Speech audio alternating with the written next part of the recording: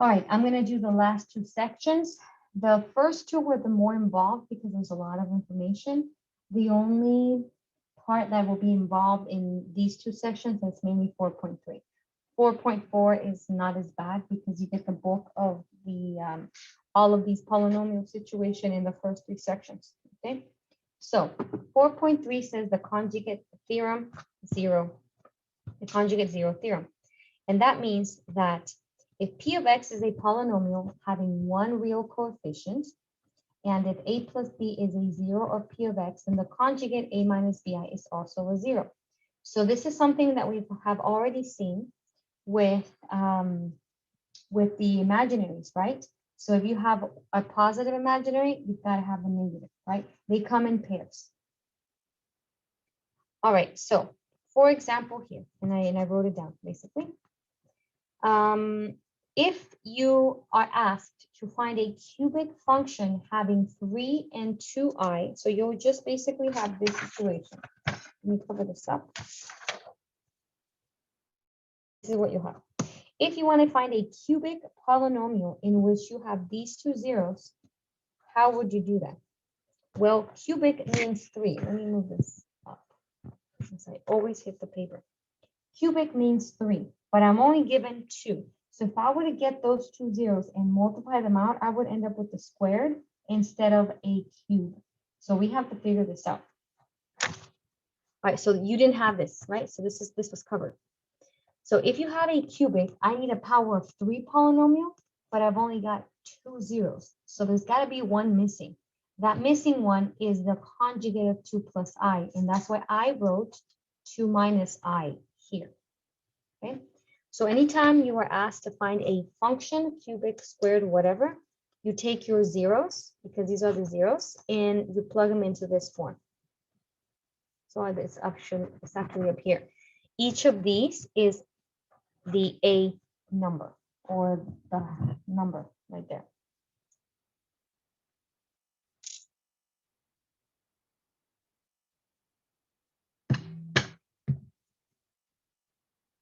So a polynomial, it could be f of x, it could be p of x, it doesn't matter what you name it.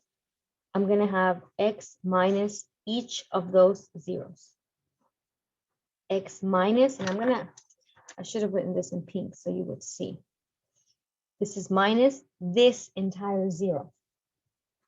Notice that when you've had polynomials, and hopefully you've been keeping up with your homework, when you are given polynomials, you will never have i's, ever. Even if your answers, even if your zeros are i's, you will never see the actual polynomial be an imaginary. You might have imaginary answers because this will be your zeros, but you never have i's in the actual polynomial. If you just multiply that out, you will have i's in the answer. But if you multiply by its conjugates get rid of the i's. Remember that? Okay. So this is what I do. This is a trick that I was about to fall. This is the trick that I use in order to multiply it the fastest, the easiest, and without so much trouble. So what I do here is, obviously I have x minus 3. I don't have a choice there, but I distribute the minus. X minus 2 minus I. X minus 2 plus I. Okay, now, if you think back of one of my recordings that I already did on chapter 3, where I'm talking about conjugates, you have the conjugates multiplying each other, the middles go away, and you basically end up having a squared minus b squared. All right, so how am I going to do this? I don't want to sit there, and you can, however, you can do this. Multiply that out. You can do all 9. That's going to be 9 multiplications. That's just a lot of work. Go ahead and do that if you don't want to understand what I'm going to say, but that's fine. I'm going to treat this as A. That's the same, so it's A. I'm going to treat this as B. So technically, this is A minus B. This is A plus B. So when you multiply these two, you're going to end up with A squared minus B squared, because that is the difference of squares formula. And so if that's the case, I'm going to end up having x minus 2 squared, because that's a, minus I squared. And that's so much easier to do than foiling the whole thing out. Now here, please do not just distribute that. That's very illegal. You do have to foil.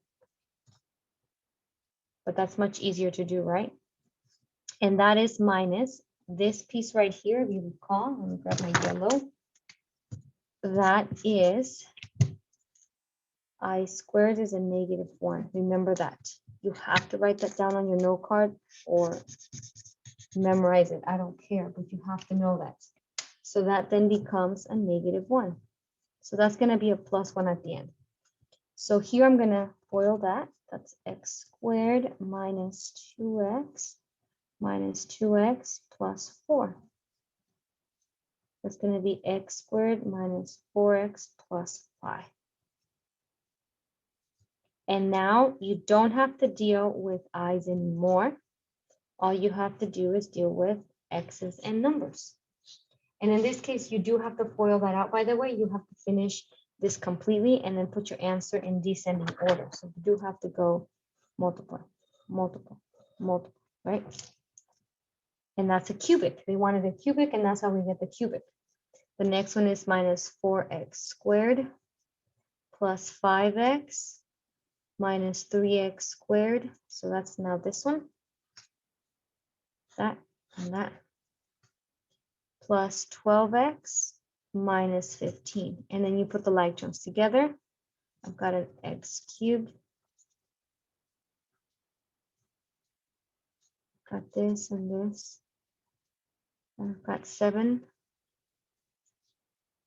And then I've got 17 x's and minus 15. I'll check my math right now. Okay. But that should be good. That's x squared, x cubed, minus 4x squared, plus 5x minus 3x squared, plus 12x minus 15. Put these together. Okay, yeah, that's good. Go ahead and do it yourself. This is one of the more complicated problems you will encounter because you've got this binomial here, right? Most likely on the exam, you will have something similar, but not as complicated as having like 2 plus I. You might just have like I. So you know that the conjugate is -I. And that just makes it easier, but you know, not super easy either, okay? So you do number 2, okay?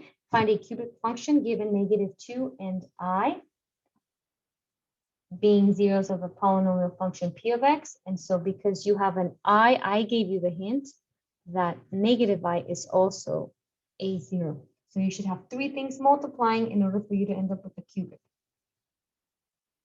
Okay.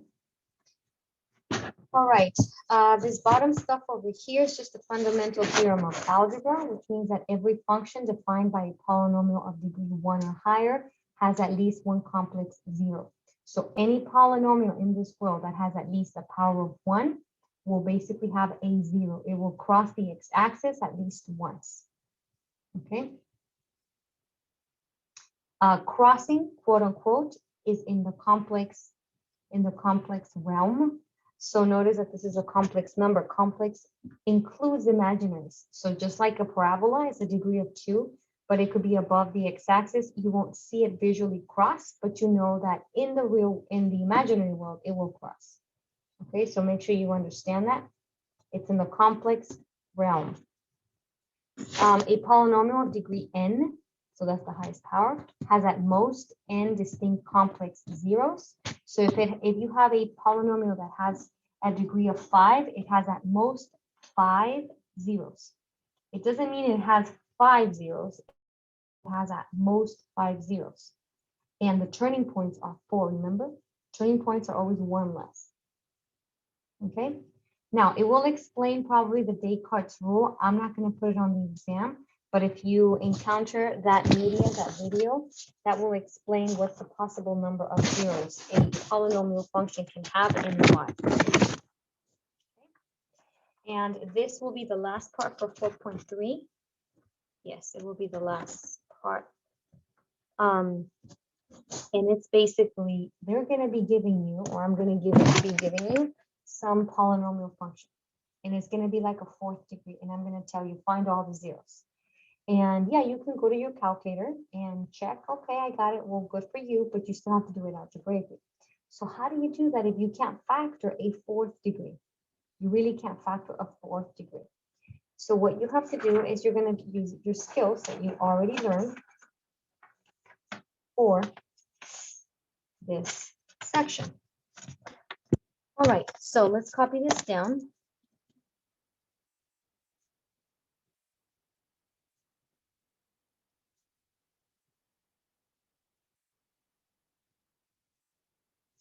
And they gave you 2 zeros. What does that mean? It means that your polynomial function crosses at these 2 points. Now, you're like, well, why can't I just graph it and give you the answers? Well, sometimes because these are the only 2 zeros where you will visually just see them because our calculator is not the complex realm. It is not in the complex realm. It is in the real realm. So you will only see maybe cross it at -4 and 4, and you won't see the other answers. But it has 4 answers because the highest power is 4. That means that there are a total of 4 x-intercepts in the complex realm. So there could be imaginary answers included, which you will not see on the calculator, okay? So the easiest way to do this is use synthetic division. We want to be able to bring this power down to a second degree because we can find answers in the second degree. How do we do that? We either factor or we use quadratic formula, one of the two, right? We either factor or quadratic formula. We cannot factor a fourth degree, a third degree, a fifth degree, not possible. Sometimes they are set up where you can, most of the time they're not. So I'm gonna make sure that all the powers are there, 4, 3, 2, 1, 0, okay? If they're not missing any, I'm gonna extract them.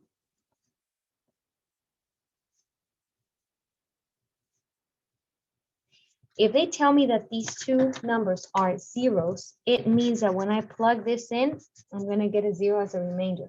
When I plug in the 4, I'm going to get a 0 as a remainder. If you don't get a 0 in the remainder, you have made a mistake. You have definitely made a mistake.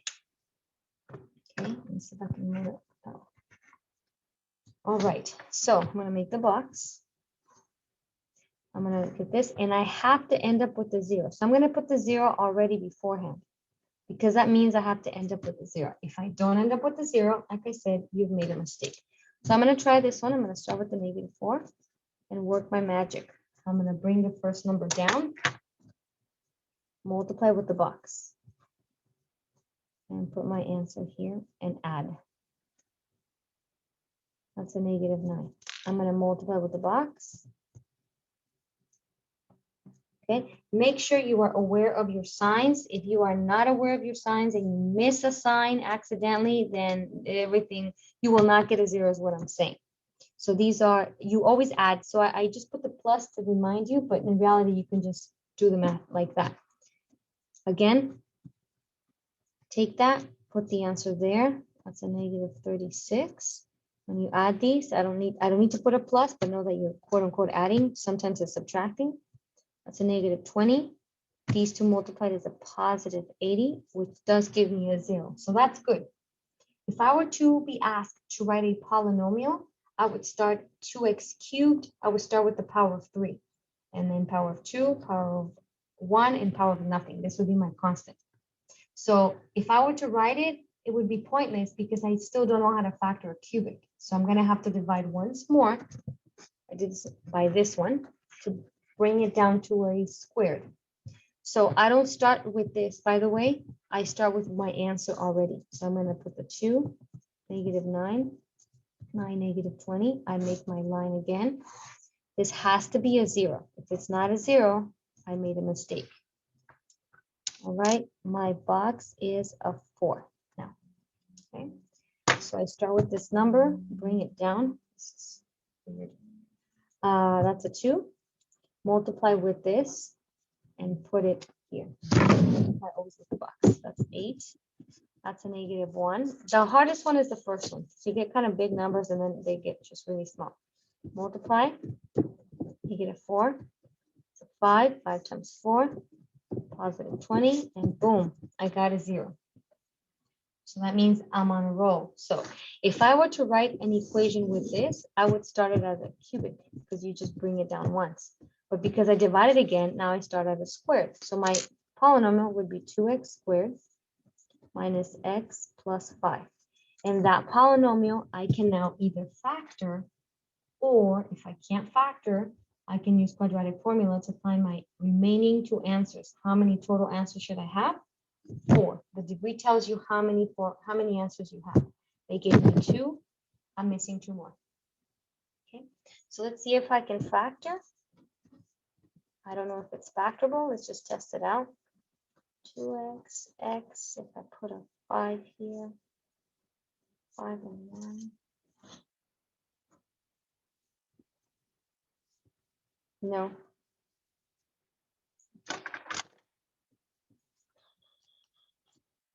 Let me swap this. How about I do 5 and 1? That's worse. So no. So I'm going to have to use quadratic formula. Okay, I don't believe that's factorable. No, that's not. 5 and 1, but no, it's not. Okay, so let's grab another sheet of paper. So I did run out of space. Okay, so x equals opposite of b plus or minus b squared minus 4ac. Square root of that all over 2a. Okay. A is 2, b is -1, c is 5. All right.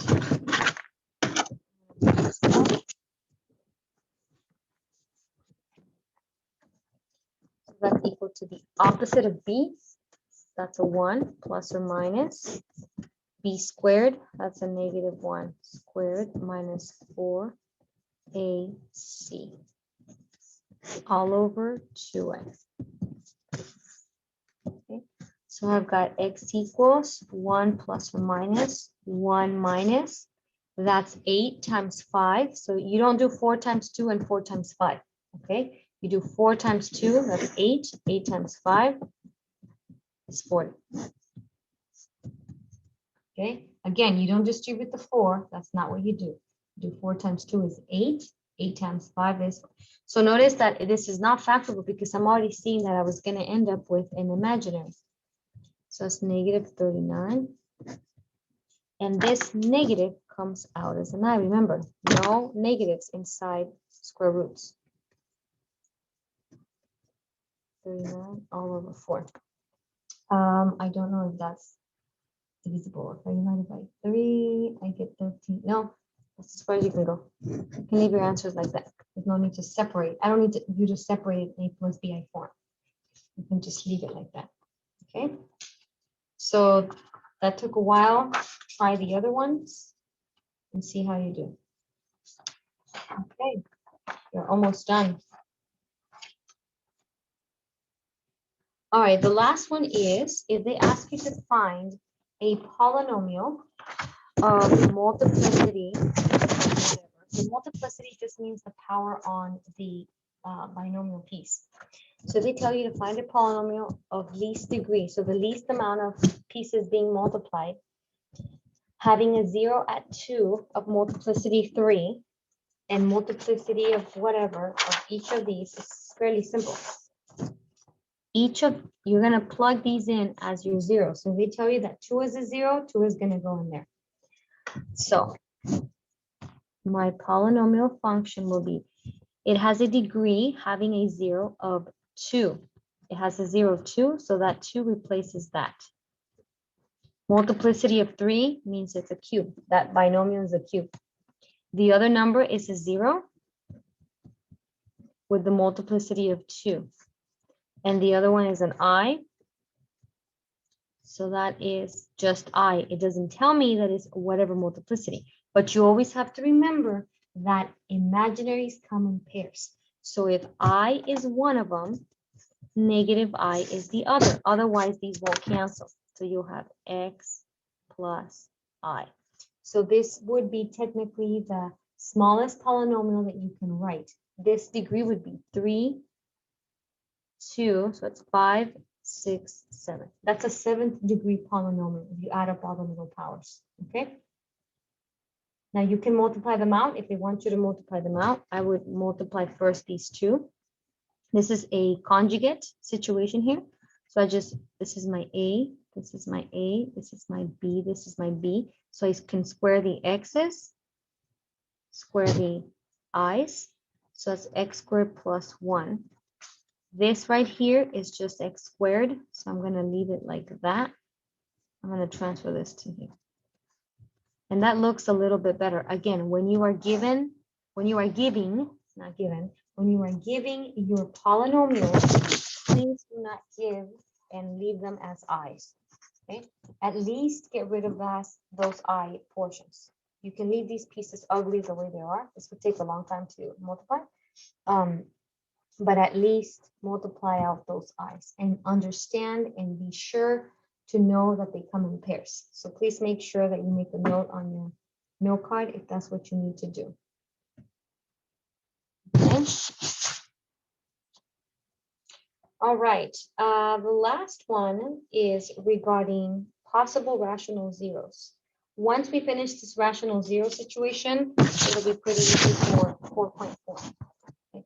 The possible rational zero theorem is basically possible numbers. So sometimes you will only be given like 1, 0. Like in this case, the 4th degree one that we solved, this 4th degree. You need to know at least 2 in order for you to bring it down to a 2. If you had a 5th degree, you would need to know at least 3 of the zeros in order to bring it down to a squared. So you always want to bring it down to a squared, always, always. So if they don't give you enough, then you have to make a list. Okay, again, go through the media. They don't give you examples. The rational zero theorem means that you are going to make a possible list of zeros that you're going to be able to plug in order for you to find the zeros to get it down to a squared. So these are you basically look at the highest power, the leading coefficient, and you make all the factors, and we'll call them Q. Then you look at your constant, the one that does not have any variables at all, and we'll call those P. So your possible list of rational zeros will be all your P factors all over your Q factors. Okay, and I'll show you what that means in the next example. Let me just fold this. All right. This will be the last example for 4.3.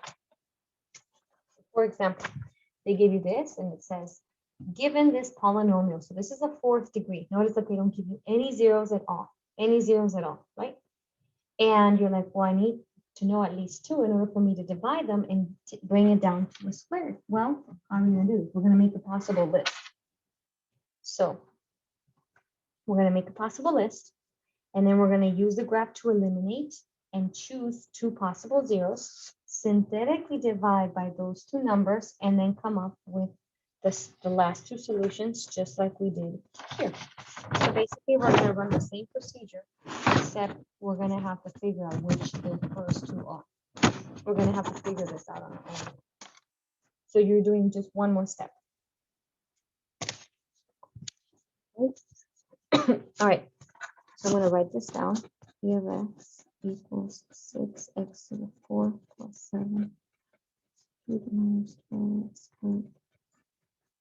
Okay, first of all, identify where your degree is, which is here. So that's the term with the degree, and identify the constant. All right, so with that in mind,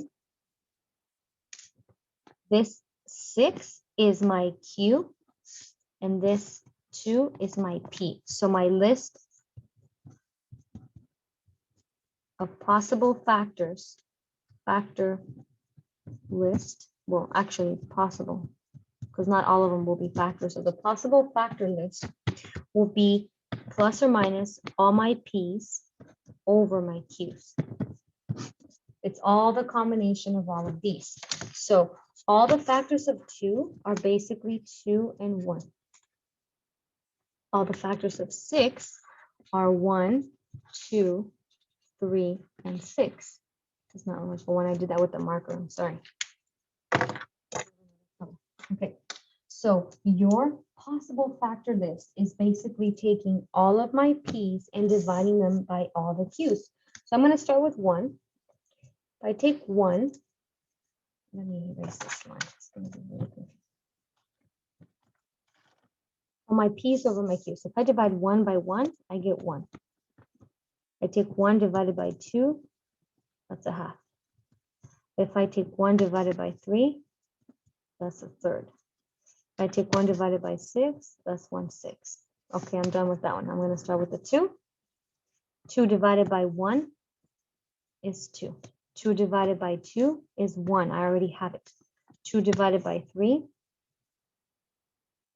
And then 2 divided by 6 is a third, which I already have. This is the possible list. So from the possible list, you want to then graph it in the calculator and see which 2 are actual zeros so that you can synthetically divide and reduce it down to a second degree. I know this is a lot of work. This is basically putting the entire chapter together in one problem. Okay, so for B, you're going to use your graph to see which of these 2 work. So go to my y equals 0. I'm going to punch that in. 6x to the 4th plus 7x cubed minus 12x squared minus 3x plus 2. I hope I wrote that down correctly. Yes, okay. Now, mind you, I had a different window, so I'm going to have to, well, actually, that worked. So notice how there are 4 answers, there are 4 zeros. And I always want to try to use the whole number ones, right? So I'm going to press trace, and I think that that's a 1. So I'm going to press 1. If I get a 0 on the y, that means that it is a 0. Yes? So positive 1 is a 0. Notice how that's a 0. Yes. 1 0 is right there. Perfect. So that's one of them. Let's see, maybe is that 0.5? I'm not sure. How about 0.5? Nope, 0.5 is not it. Okay, 0.5, that was it. How about 1/3?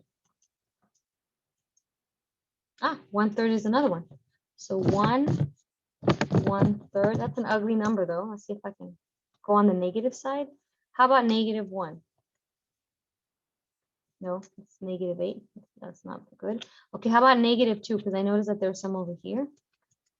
Okay, so I'd rather go with these 2. Right, I'd rather go with these 2.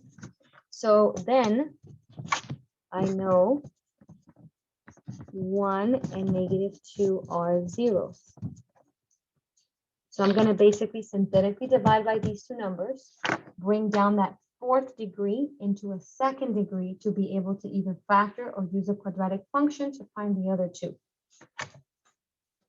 All right, so it will be 6. Make sure it's in descending order. 4, 3, 2, 1. Yes, 6, 7, -12, -3, and 2. All right, let's test this one out. Let's test the 1. 1 was a factor. I should end up with a 0. If I don't, I made a mistake by choosing this one, or I did the math wrong. That's a 6. 6, 13, 13, 1, multiply 1, -2, multiply -2. Perfect. Okay. I'm going to use these numbers again.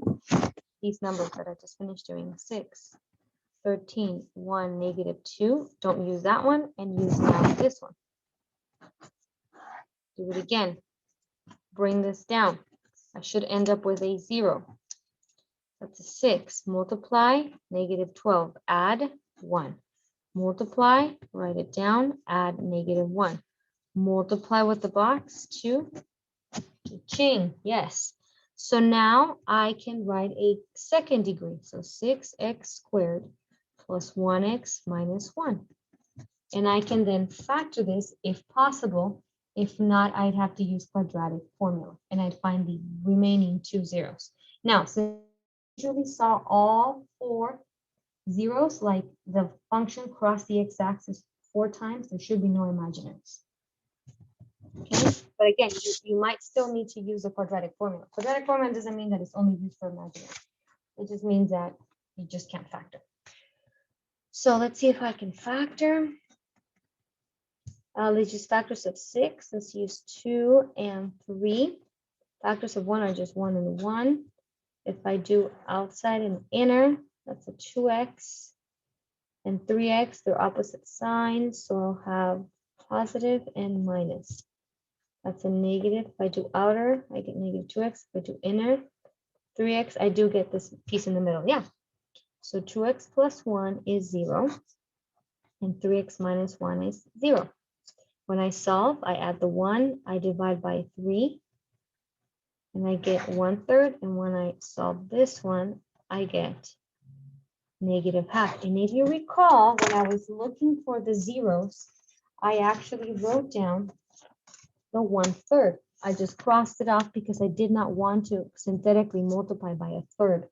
That's just crazy. But I ended up with that 1/3 here. So all my zeros are going to be 1/3, negative half, 1 and negative 2. Those are all my zeros. You've got 4 zeros. And that's what the question was, find all the zeros. So this was part C. This one, x equals 1 and x equals negative 2. Those are all my zeros. And that ends 4.3. I will not go through Descartes' rule, but if you have a chance, you can go ahead and do that. I will, however, just solve for polynomial functions, and that would be the last thing I do. Okay, so let me just finish 4.4 and we'll be good. Okay, 4.4 asks you to solve these equations. Okay, so when you are solving these equations, you just basically try to factor. That's exactly what you do. The best bit is factoring. Now, you always want to see what's the highest power. The highest power will tell you how many answers you will have. So 3. First things first is I see that they both have an x in common. I'm going to start by taking out an x.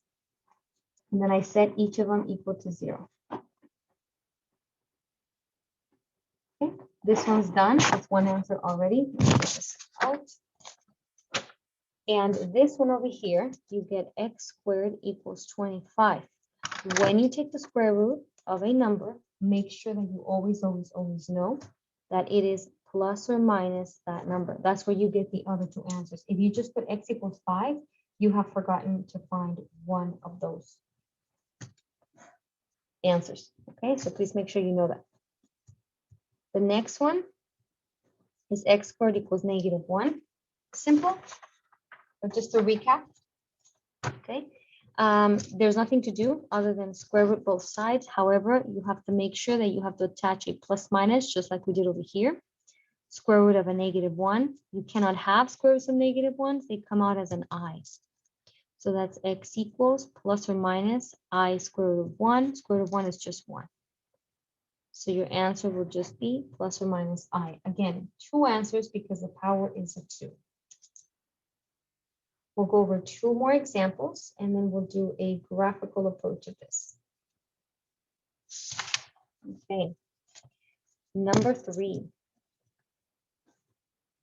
X to the 4th minus x cubed minus 6x squared equals 0. The first thing you want to do is look at all of the terms and say, what can I factor out of all of them? X squared. So that's x squared minus x minus 6. Okay, I can factor this binomial, these binomials. That's x, x, 3, 2 minus plus. And now you've got your 4 answers. You've got 1 answer here, 2 answers, and then 2 over here. So x squared equals 0, x minus 3 equals 0, x plus 2 equals 0. So you get x equals negative 2, x equals 3. This one is x equals plus or minus 0, but 0 is just 0. It's nor positive nor negative. So in this case, you end up with three answers instead of four. However, they are technically four because what happens is it literally bounces off 0. And when it bounces, it means it's a degree of 2. That just gets into more complicated stuff, but just know that this is correct.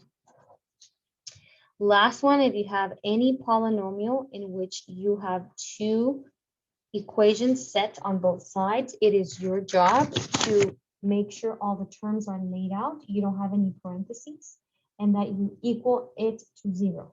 So this has to be distributed.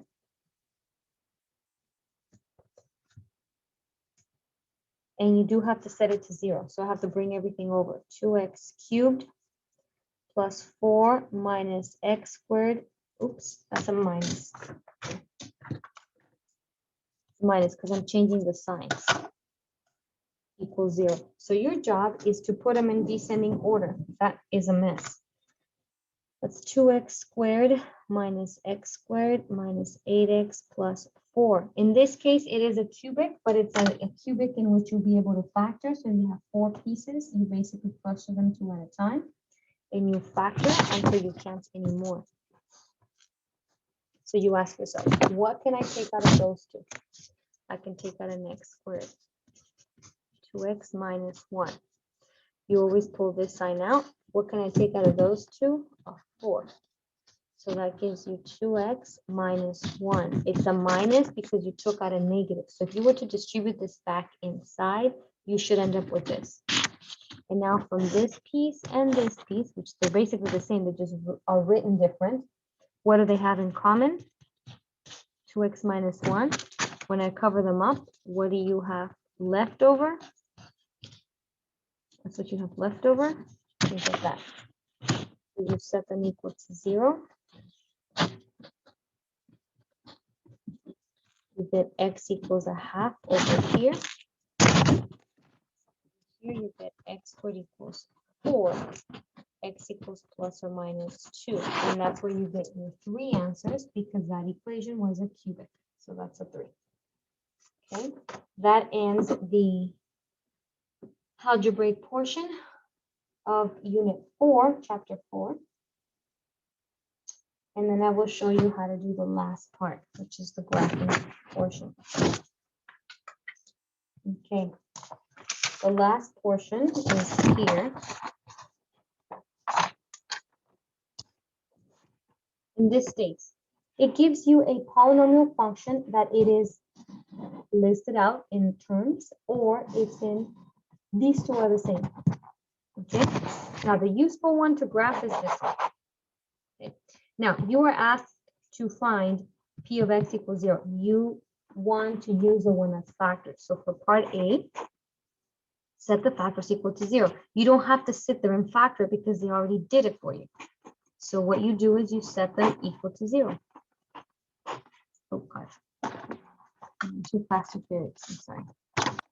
You set each factor equal to 0 and you solve.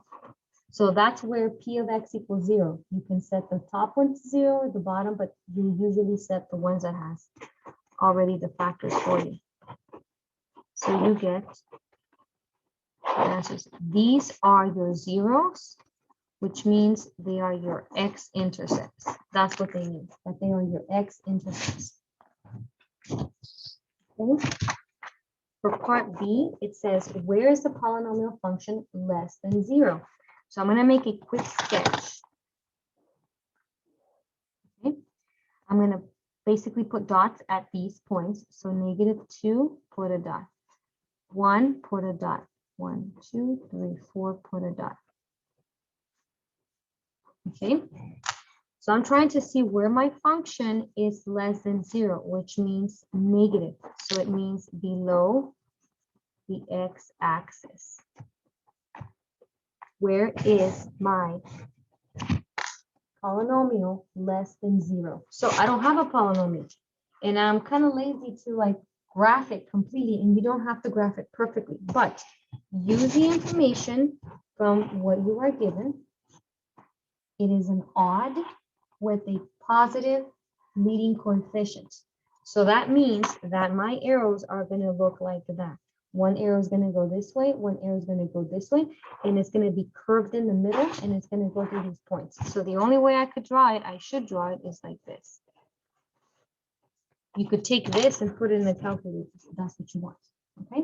I don't care how high and how low these are, it doesn't matter, because you're only stating the parts that are above and below, and you just need the infinities and the intercepts. That's all you need. So if I want where the function is below 0, that means this part and this part. So you're going to write this out in interval notation. Your answer is going to be from negative infinity to -2. It's here. This does not have a bar underneath, so it's parentheses. And then there's a gap, and it picks it back up from 1 to 4.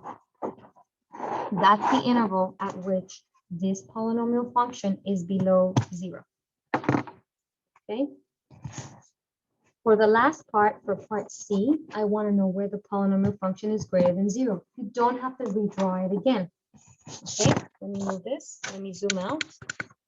Let me show you. For part C, you want to know where the polynomial function is greater than 0. So I'm going to use another color, and you'll see. I want to know where the polynomial function is greater than 0. Greater. So greater means above, and that's these two parts. So all I'm going to do is write the answer. I just need one graph to answer those questions. So it's from -2 to 1. This does not have a bar. So according to the faces, these are parentheses. And then there's a gap. Like if I'm just looking at that, there's a gap. And then it picks it back up from 4 to infinity. And that's the interval at which the function is above the x-axis. Okay, and that ends 4.4. Hopefully this helps with what you have already been watching, and it just makes everything come together and see how everything is used. Okay, if you have any questions, please let me know. Stop sharing now and end the recording. Thank you.